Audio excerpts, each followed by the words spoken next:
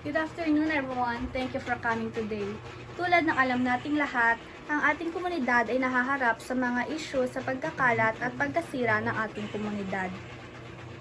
Ngayon, nandito kami para magplano ng community cleanup event para sabay na harapin ang problemang ito.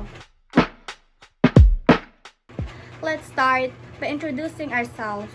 Mauna na ako. Ako si Jolon Jam Diquito, your community leader, and I'm excited to work with you all for your community. I'm local business owner. Hi everyone, ako si Jonah May Ovidencio, ang may-ari ng Codes Park. Naniniwala ako na malaki ang papel ng mga lokal na negosyo sa pagsuporta sa aming komunidad. Gusto kong talakayin kung paano namin ma-sponsor ang event na ito at makapagbigay ng ilang supply o pampalamig para sa voluntaryo. Maaari akong lumikha ng mga material na pang-edukasyon na ipapamahagi sa panahon ng kaganapan. Mahalagang ipaalam namin sa mga kalahok ang tungkol sa epekto ng pagtapon ng basura. Sumasang-ayon ako. Ang pagsali sa mga paaralan ay mahalaga. Maaari akong makipag-ugnayan sa mga lokal na paraan upang makita kung gusto nilang lumahok. At makakaipon ako ng grupo ng mga batang voluntaryo para tumulong gawin natin itong isang masayang araw na may musika at mga laro. Ang inyong kalatawan na lokal na pamahalaan, dito ako para tumulong na magpadali ng kaganapan. Ito maaari akong magbigay ng informasyon tungkol sa mga kinakailangan permit at pagkukulang magagamit tulad ng mga trash bag at guantes. Maaari din natin i-promote ang kaganapan ito sa pamagitan ng ating mga opisyal na channel upang matiyak ang maximum na partisipasyon. Thank you all for your instructions. Nakakatuwa makita ang gayong kasigasig. Ngayon ay talakayin natin ang mga detalye ng ating kaganapan sa paglilinis. I propose we hold it on February 9. What do you all think? Sa tingin ko ay magandang idea iyon. Makakatulong ako sa pag-promote ng kaganapan sa aking tindahan at mag-alok ng ilang pampalamig para sa mga voluntaryo.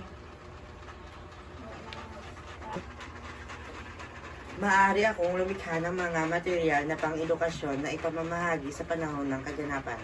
Mahalagang ipaalam namin sa mga kalahok ang tungkol sa epekto ng pagtapon ng basura. Sisiguraduhin kung mayroon tayong lahat ng kinakailangan permit at ibigay ang mga supply na kailangan natin.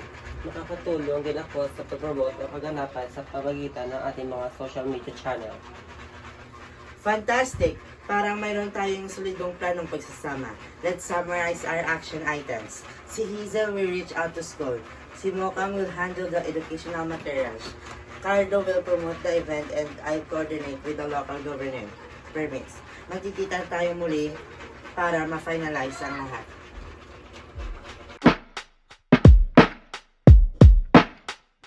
Ang papel ng sambayanan. Una, pagpapalakas ng demokrasya. Ang sambayanan ay may papel na nagbibigay ng suporta at pagpapalakas sa demokrasya sa pamamagitan ng paglahok sa mga proseso ng pagpapasya at pagpapalakas ng mga institusyon ng gobyerno.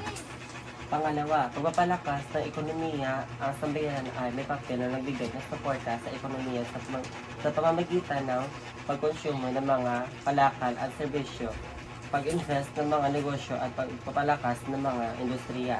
Pangatlo, pagpapalakas ng kalusugan at kapakanan. Ang sambayanan ay may papel na magbigay ng suporta sa kalusugan at kapakanan ng mga miyembro nito sa pamamagitan ng pagpapalakas ng mga programa sa kalusugan, edukasyon at social welfare.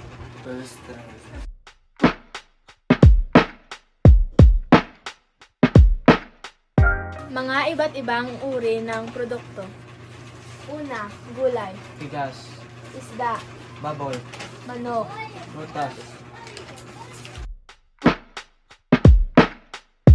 At dito na po nagtatapos ang aming representasyon. Salamat po sa panonood.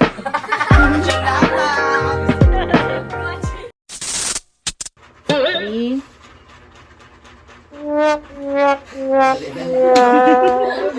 Hernan, what do you all think?